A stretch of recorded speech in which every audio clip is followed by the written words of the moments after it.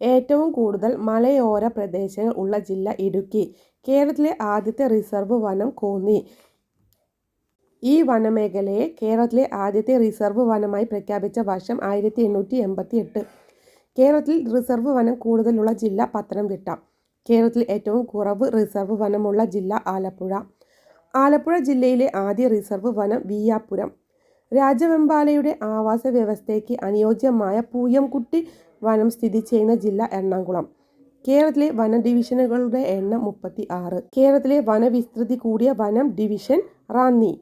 വിസ്തൃതി കുറഞ്ഞ വനം ഡിവിഷൻ ആറളം. ഇന്ത്യയിലെ ആദ്യ തേക്ക് പ്ലാന്റേഷൻ ആയ കനോലി പ്ലോട്ട് സ്ഥിതി ചെയ്യുന്നത് നിലമ്പൂർ. HV കനോലി നിലമ്പൂരിലെ 1500 ഏക്കറിൽ വെച്ചു പിടിപ്പിച്ച തേക്കിൻ തോട്ടം കനോലി പ്ലോട്ട്. ലോകത്തിലെ ഏറ്റവും പഴക്കം ചെന്ന തേക്കിൻ തോട്ടം കനോലി പ്ലോട്ട്.